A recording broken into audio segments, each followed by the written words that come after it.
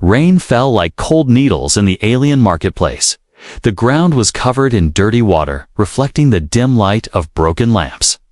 Merchants shouted in strange tongues, selling creatures in cages, old machines, and strange glowing fruit. The air smelled of smoke, rust, and fear. Captain Daniel Hayes walked through the narrow path between stalls. His coat was soaked, but he didn't slow down. He had come to this place before, a dangerous trading post on the edge of the galaxy. But tonight felt different. Something in the air made his steps heavier. He passed a cage where a reptile with 6 eyes hissed at him. Another stall sold weapons made from alien bone. Daniel ignored them all. He was here for spare parts for his ship, not trouble then. A sound stopped him. It was soft. Almost lost in the noise of the market, a child's whimper. Daniel turned his head. At the far corner of the row, under a broken tarp, was a rusted cage. Inside, a thin alien woman sat on the cold floor, holding a small child close. The woman's skin was pale with a faint silver glow. Her hair was tangled, and her clothes were torn, but her eyes, silver-like polished metal, were sharp. Watching every movement around her, the child was small, maybe 4 years old. He pressed his face into his mother's chest, shivering. The trader standing next to the cage was a large, red-skinned alien with tusks. He shouted at passersby, "Half price. Strong enough for work. You will not find a better deal." But no one stopped. Most buyers glanced at the woman and child and walked away. No one wanted trouble. Daniel should have walked away too. He knew what this place was, where the desperate and the unwanted were sold. He had seen it before, and he had learned not to care. But as he turned to leave, he heard a small voice. It was the child, whispering, "Mama? Hungry." Daniel froze. The words were spoken in broken galactic common. He looked back, and for the first time, the woman met his eyes. There was no begging in her stare. No hope, only the cold acceptance of someone who had lost everything. The trader noticed Daniel and smiled with sharp teeth. "You? Human? Interested? This one is cheap. She will obey, and the child. The child can work too." Daniel didn't answer. He stepped closer to the cage, his boots splashing in the puddles. "How much?" he asked quietly. The trader's smile widened. 300 credits, he said. Daniel shook his head. "That's more than your other stock." The trader shrugged. "She is rare. From a dying world. Some collectors pay more for that." Daniel's eyes went to the child again. The boy's lips were pale, his eyes dull. He was starving. Daniel felt a heavy knot form in his chest, a feeling he had tried to bury years. "I go." Without another word, Daniel reached into his coat and pulled out a small bag. He tossed it to the trader. The alien caught it, looked inside, and his eyes widened. "This is more than I asked." Daniel's voice was calm. "You didn't see me, you didn't see her. Understand?" The trader laughed. "Of course, human, of course." Daniel crouched in front of the cage. The woman pulled the child closer, her silver eyes never leaving his face. "I'm not here to hurt you," Daniel said. His voice was low, almost drowned. By the rain, the woman didn't answer. Her arms tightened around the child. Daniel unlocked the cage. The door creaked open with a rusty groan. He took off his long coat and placed it over her shoulders. The fabric hung heavy, almost swallowing her thin frame.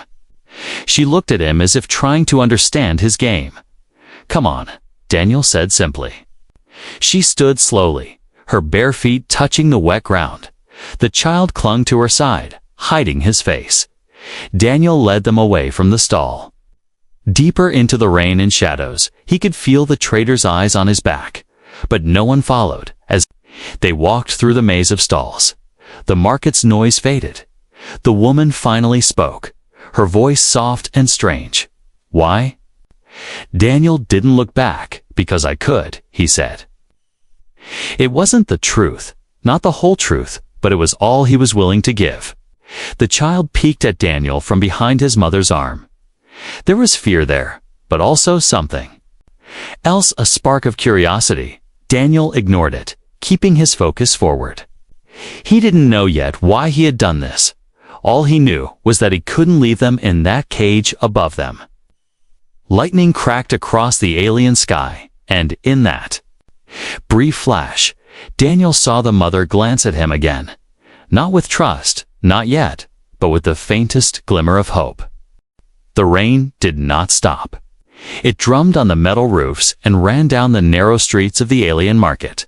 Daniel led the woman and her child through the crowd, keeping his pace steady. He didn't want to look like someone running away. Running made people curious, and curiosity in a place like this could kill. Behind them, the red-skinned trader still stood at his stall, counting Daniel's credits. The man would not follow. He had made his profit. But in a market filled with hungry eyes, Daniel knew someone else might take interest. They reached the edge of the market where the lights faded and the mud was thicker. A few broken lamps swung in the wind, casting shaky shadows. Daniel stopped near an old cargo crate and looked back. The woman stood close to him, holding her child so tightly that her arms shook. She looked ready to run if he made the wrong move. Daniel spoke quietly. "My ship's this way." The woman said nothing. Her silver eyes watched him like he was another predator.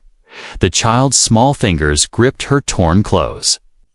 Daniel sighed and crouched to the child's height. "What's your name?" he asked. The boy hid his face. The woman's voice came instead, soft but firm. "His name is Kieran."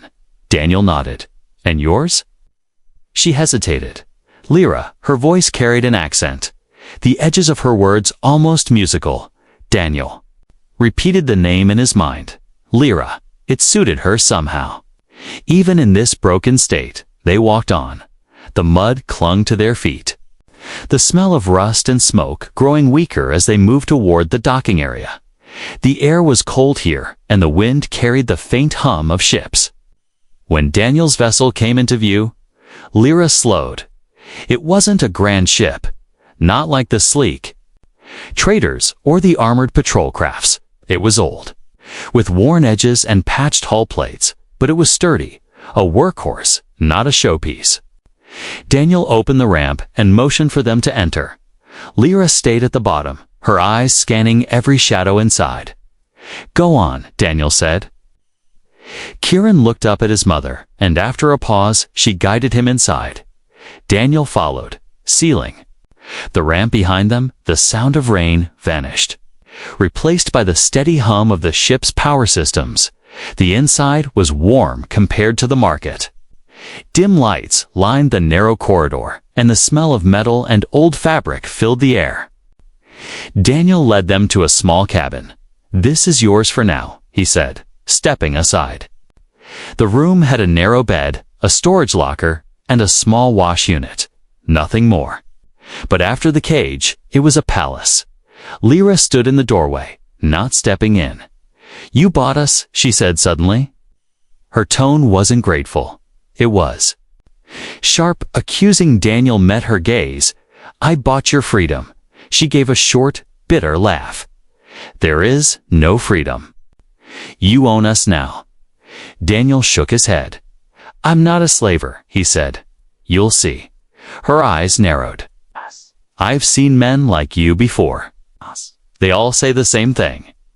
Daniel didn't argue. Instead, he stepped into the hall and pointed toward the galley.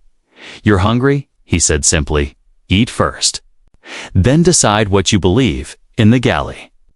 Daniel pulled open a storage compartment and took out 2 packets of preserved food.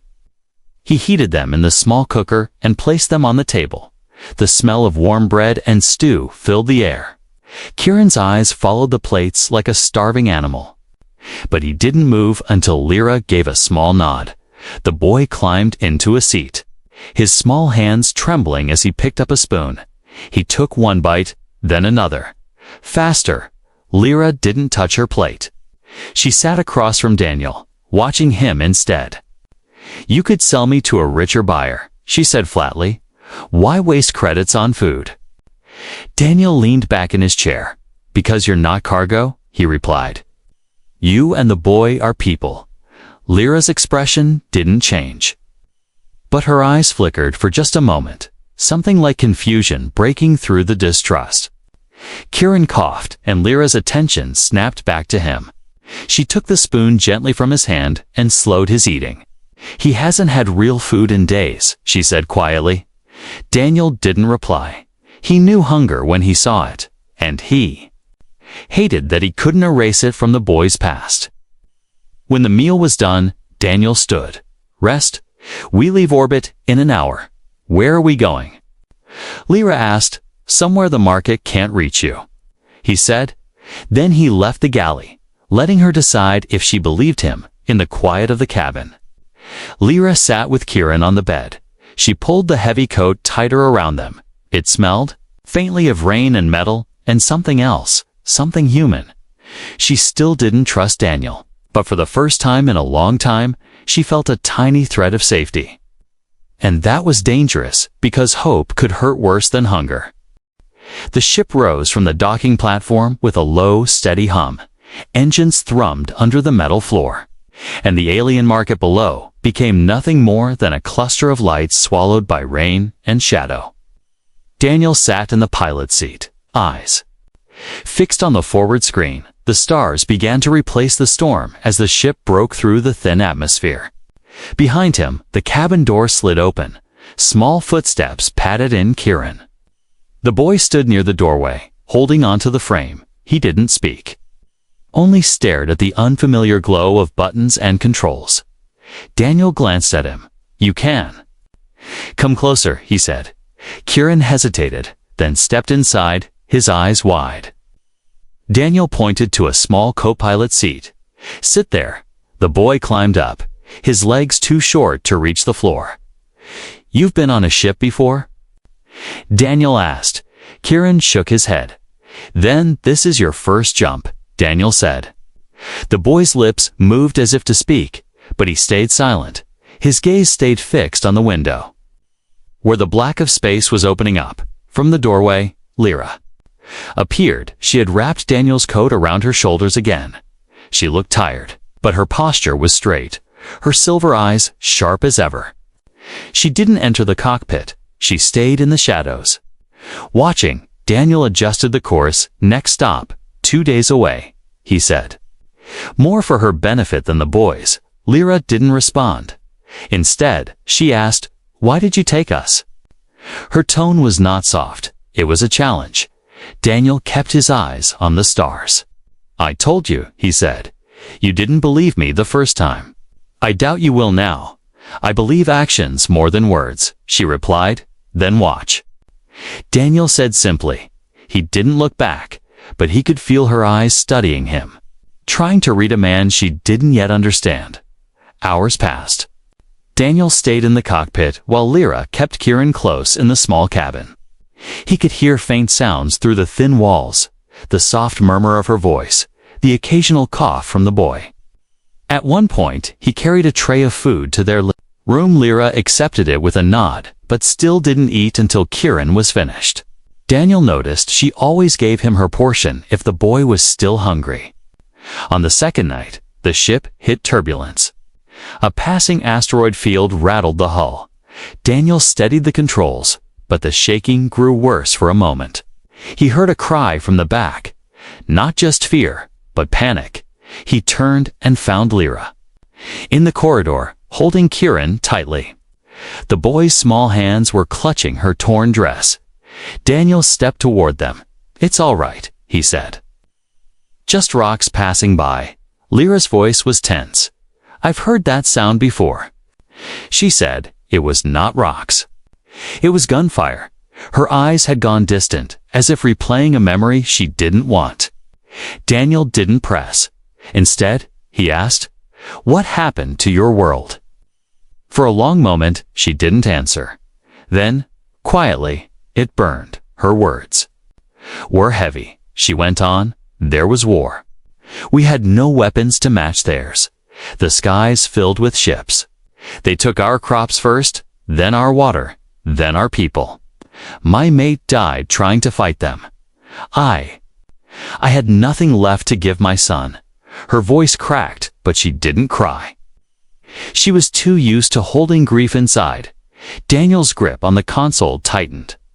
Selling yourself was the only choice, he said, not as a question, but as a grim truth. She met his gaze. Yes, I thought at least, if I was with him, if they didn't take him alone. Her voice faded. She pulled Kieran closer, as if afraid the ship itself might take him away. For a moment, there was only the hum of the engines. Daniel wanted to say something that would erase that memory, but there were no words that could. Instead, he turned back to the controls. We're not going anywhere near those ships again, he said. Not while you're here. Lyra studied him, her expression unreadable. She didn't thank him, but she didn't argue either. In her silence, Daniel thought he saw the faintest shift. Not trust, not yet, but something leaning toward it. The rest of the journey was quiet. Kieran began to wander the ship in small bursts of courage. He peeked into the storage room, touched the walls of the cargo hold, and sat in the co-pilot seat whenever Daniel let him. Lyra stayed close, but Daniel noticed she no longer watched him like he was a threat every second. Now, it was more like she was watching for proof that he meant what he said. On the third day, the stars outside grew brighter. A small system coming into view. Daniel leaned back in the pilot's chair. Almost there, he said. Lyra stepped closer, curiosity flickering in her eyes. What is this place? Daniel gave a faint smile. Somewhere the market doesn't know about. Somewhere you can breathe. Lyra didn't answer. But for the first time since he had met her, her gaze softened just enough to make Daniel think, maybe, just maybe, this journey was more than just a flight from danger. The ship drifted through quiet space. Stars shimmered outside the windows like cold sparks frozen in the dark.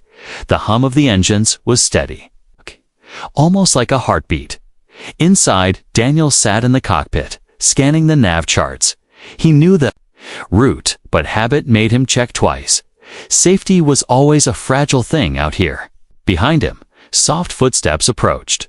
Lyra stood at the doorway, her silver eyes reflecting the dim glow of the console. She said nothing at first, only watched the man who had taken her from the market. Daniel didn't look up. You're restless, he said. Her voice was quiet. I can't sleep in silence. My world was never silent. There was always wind. Or fire. Daniel turned slightly. What was it like before the war? Lyra hesitated, as if pulling the memory from a place she had tried to seal away. It was green, she said at last. Mountains so high, their peaks touched the clouds. Rivers like silver ribbons in the sun. Our people sang at night, songs that carried through the valleys. Her gaze softened for a moment, but the light in her eyes quickly faded. That was before they came. Daniel didn't press. Silence often pulled out more truth than questions, and sure enough, Lyra went on, her voice sharper now. They came in ships so large they blocked the sky. They burned our farms, poisoned our water. They called it clearing the land. We called it slaughter. Her hands curled into fists. They took the strong first, made them work until their bodies broke. Then they came for the rest. My mate, he was a guard at the East Valley. I told him not to fight, but he wouldn't hide. I found his body 2 days later. Her words were flat, but Daniel could hear the steel in them. Grief turned to armor. Daniel's jaw tightened. And you? She looked at him, her lips pressing into a thin line. They came to the settlement. I had no food left for my son. He hadn't eaten in 2 days. I thought, if I went with them, they might keep him alive. At least I could watch over him. At least he wouldn't be alone. Her voice cracked just slightly, but the traitor didn't care. He kept us in a cage, waiting for the highest price. He told me a mother's love was worth more if the buyer wanted obedience. Her gaze locked. With Daniel's hard and unblinking, that is the life you bought. Daniel's fingers tapped once on the console before he answered. It's not the life I'm keeping, he said. You and the boy aren't my property. Lyra gave a dry, humorless laugh. You say that, but I've heard those words before. You can't change the truth. We are what we are. Daniel shook his head. No, you're what you choose to be. Not what someone decided in a market. For a long moment, the only sound was the engine's hum. Then Kieran's small voice came from the hallway. Mama, keep at it in. Rubbing his eyes, Lyra's expression softened instantly. I'm here, she said, crouching to wrap her arms around him. Daniel watched quietly. The boy leaned into his mother's arms, then peeked at the stars beyond the cockpit window. They look cold, he murmured. Lyra brushed his hair back. They are. But they're beautiful too. Daniel glanced at the nav screen, then back at them. We'll reach the colony in less than a day, he said. Lyra straightened. What kind of place is it? A hidden one, Daniel replied. No slavers. No traders. They keep to themselves. It's not perfect. But it's safe. She studied his face, searching for any sign of a lie. At last, she gave a small nod. You speak like someone who has been there before. I have, Daniel said. It's where I go when I need to disappear. Her eyes narrowed slightly. So you are hiding from something too. Daniel didn't answer right away. When he finally spoke, his voice was low. We all have something to run from. The words hung in the air, heavy with meaning. Lyra didn't ask what his story was, not yet, but her gaze lingered a little longer before she turned away. Guiding Kieran back toward their cabin, when the door closed behind them, Daniel leaned back in his chair. Her story had stirred something. In him, he had buried long ago the memory of another place. Another time when he had stood in front of people who had lost everything and found himself unable to save them. Back then, he had walked away. This time, he wasn't walking away. In the cabin, Lyra sat with Kieran, curled against her side. The boy had already drifted back to sleep, but she was wide awake. Her mind replayed the last days on her world, the smell of burning fields, the screams, the silence after, and yet, she also thought of the moment Daniel had put his coat over her shoulders, of the way he had looked at Kieran, not like cargo, but like a child. She told herself it meant nothing. She couldn't trust him, not yet, but deep inside. A tiny spark had lit in the darkness, a dangerous spark, hope. The colony's star system was still half a day away when the first signal came. It was faint, a short burst of static, almost easy to dismiss as background noise. Daniel leaned forward. Adjusting the comm controls, a second burst came. Sharper this time, and buried inside, it was a voice. Unregistered human vessel. Surrender for inspection. Cargo verification required. Daniel's stomach tightened. He knew that tone, the cold, formal voice of a bounty broadcast. Someone was looking for something. Or someone from the corridor. Lyra appeared, holding Kieran's hand. Her eyes narrowed the moment she saw the comm panel's flashing light. That's for us, she said flatly. Daniel didn't deny it. They don't say names in the open, he replied, but they say enough. It's a scan net. They'll be searching every ship in this sector. Lyra's grip on Kieran tightened. You said we were safe. Daniel kept his voice calm. I said I'd get you somewhere safe. We're not there yet. The signal came. Again, this time, stronger. Coordinates lock established. Vessel, respond or be boarded. Daniel's fingers flew across the controls, shutting down the transmitter. If they couldn't hear him, they couldn't trace his exact path. At least, not quickly. But he knew they'd try other ways. Lyra stepped closer, her voice low and fierce.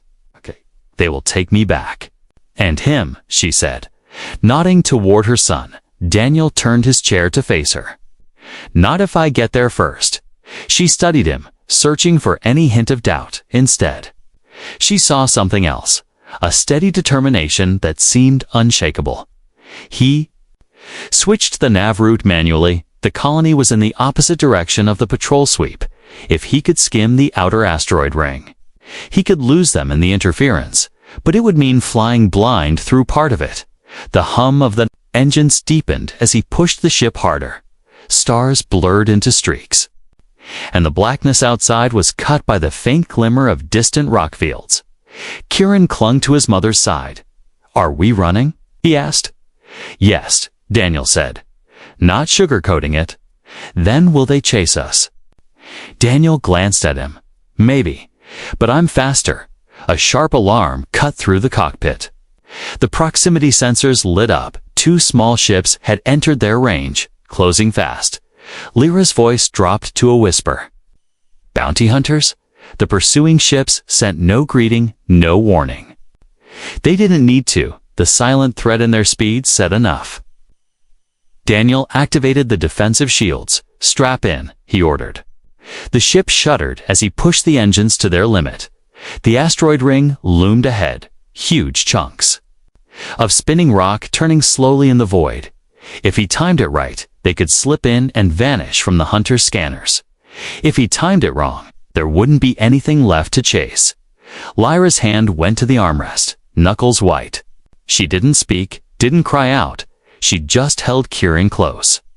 Daniel caught the movement in the corner of his eye. "You trust me?" he asked suddenly. Lyra's answer was quick and sharp. "No." Daniel smirked faintly. "Good. Then you'll be ready if I fail." The ship plunged into the asteroid field. Massive rocks spun past the windows, some close enough to scrape.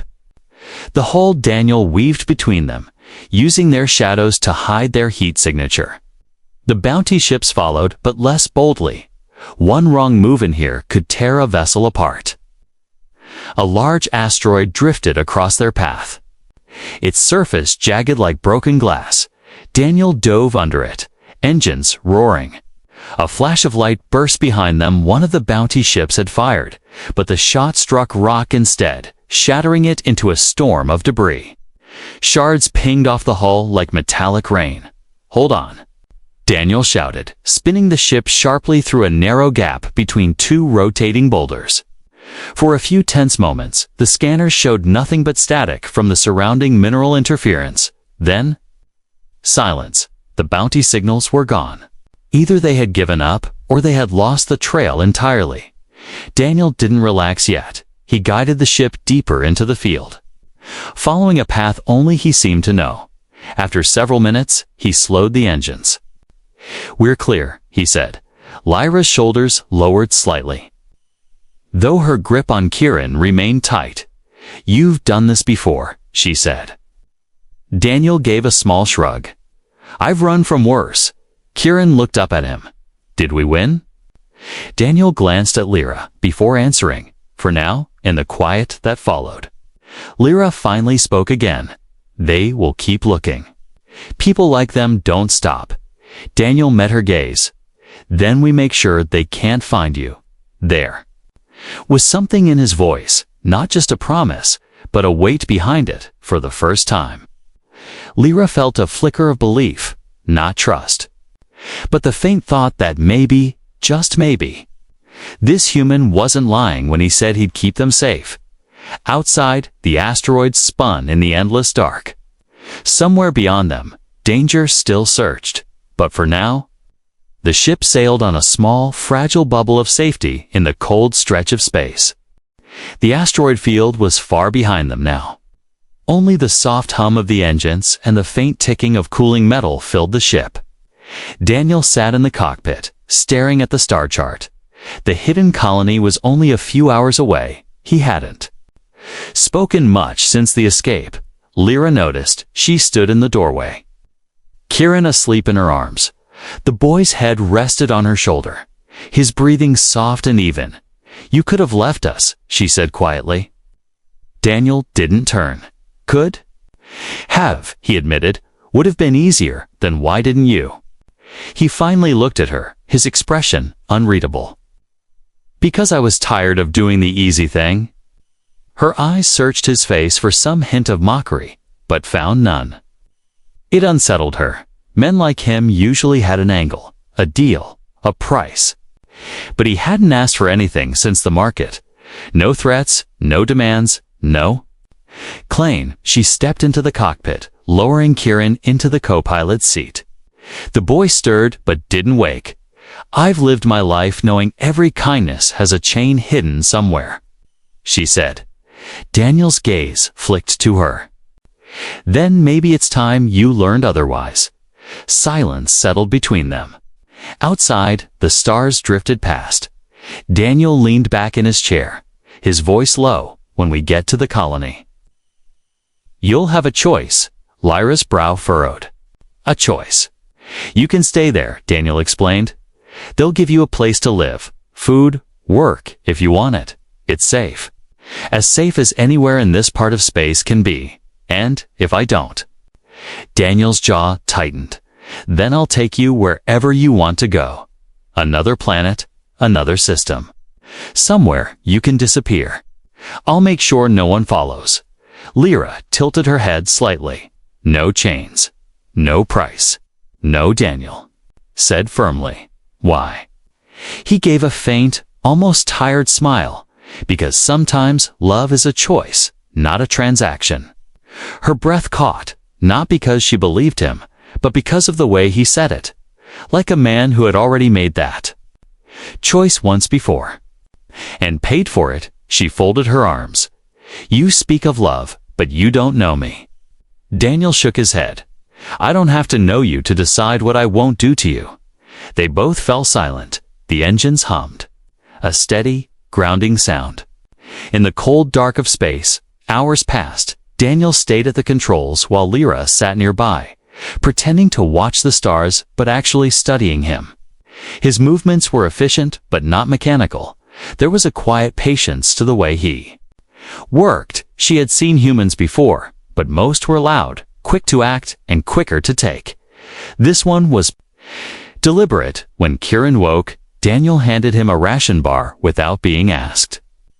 The boy accepted it shyly, mumbling something in his own language. Daniel didn't understand the words, but the small smile was clear enough as the colony's coordinates came into range. The ship's console chimed. Daniel began sending the access codes. On the main screen, a massive, rocky moon came into view. Nestled in its shadow was a cluster of lights, the hidden colony. It wasn't beautiful, but it was hidden well. Protected by the moon's gravity and asteroid debris. This is it, Daniel said. He glanced at Lyra. Last chance to decide. She looked down at Kieran. The boy was pressed against the window, eyes wide at the sight of the lights in the dark. She could picture him running through safe streets, hearing laughter instead of market shouts, eating until he was full. It was everything she had wanted for him, and yet her gaze drifted back to Daniel, the man who had taken her from a cage and never once looked at her like she was something he owned. You said you could take me anywhere, she said slowly. I can, he replied. And if I said I wanted to stay on this ship? Daniel's brow lifted slightly. You'd be welcome, he said after a pause. I'd never force you to go. But I'm not a safe harbor. The kind of life I live. It's moving targets and running shadows. Lyra's lips curved in a faint, wry smile that sounds safer than a cage.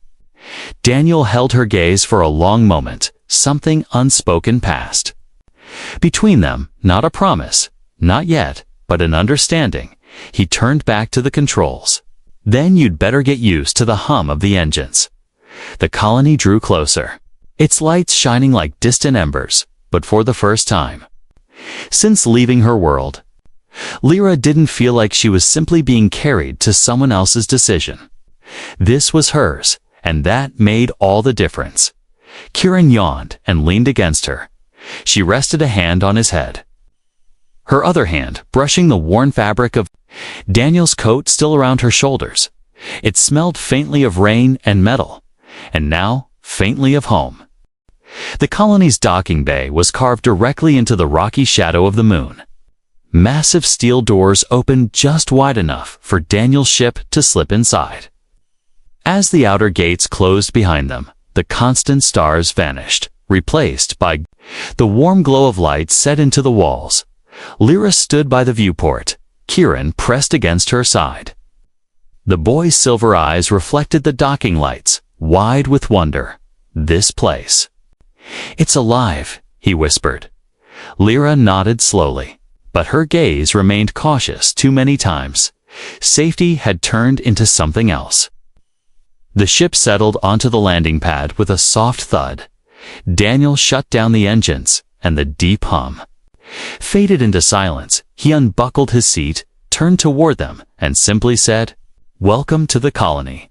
When the ramp lowered, warm air drifted in, clean, with a faint smell of baked bread and something floral. The sound of voices echoed through the hangar, not shouting, not angry, just normal conversation.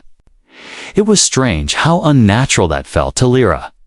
Daniel walked ahead, speaking briefly to a tall woman in a dark green jacket, clearly some kind of dock officer. She glanced at Lyra and Kieran, her eyes curious but not unkind. After a short exchange, Daniel waved them forward. "They've cleared us," he said. "You can stay here as long as you want. There's housing, work, schools for him," he added, nodding toward Kieran. Lyra didn't answer immediately. Her eyes roamed over the people moving about, humans and aliens, side by side, carrying crates, repairing ships, sharing food. It was nothing like the market. No one stared at her as if calculating her value. Kieran tugged at her hand. "Mama, can I go look?" Lyra hesitated, then glanced at Daniel. He gave a slight nod. "Go ahead. Stay where we can see you." The boy trotted toward a small group of children playing near a stack of crates. One of them handed him a ball without hesitation, Lyra's. Chest tightened at the sight.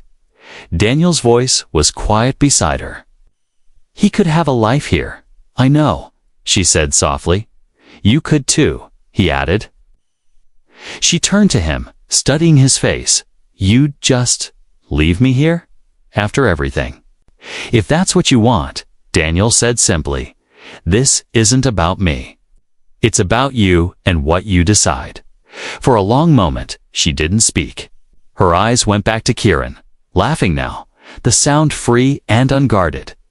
It was the sound she had fought for, starved for, sold herself for, and yet she thought of the hum of the ship, the stars beyond the viewport, and the man who had walked into the rain to pull her from a cage. "You live in danger," she said. "Yes," Daniel replied. "You run more than you rest. Most of the time, you make enemies, more than I'd like." She tilted her head slightly. "Then why do I feel like that's safer than standing still?" Daniel's brow lifted, but he didn't smile. Instead, he said, "Because standing still makes you an easy target." Her decision came without fanfare. "I'm not staying," she said. Daniel searched her expression for hesitation but found none. "You're sure?" "Yes," she said. "I want Kieran to see the stars. I want him to know there's more than cages and hiding.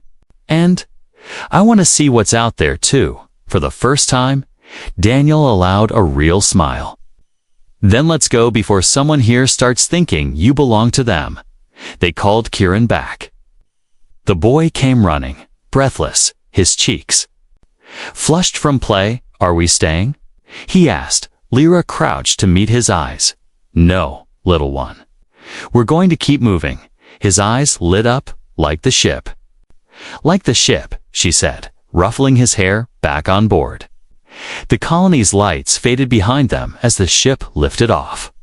The moon's shadow swallowed them again, and then the stars opened up, vast and endless. Lyra stood by the viewport, watching the lights shrink to nothing. Kieran leaned against the glass, pointing at constellations he didn't yet know the names of. Daniel sat at the controls, glancing back at them now and then. He said nothing. There was no need.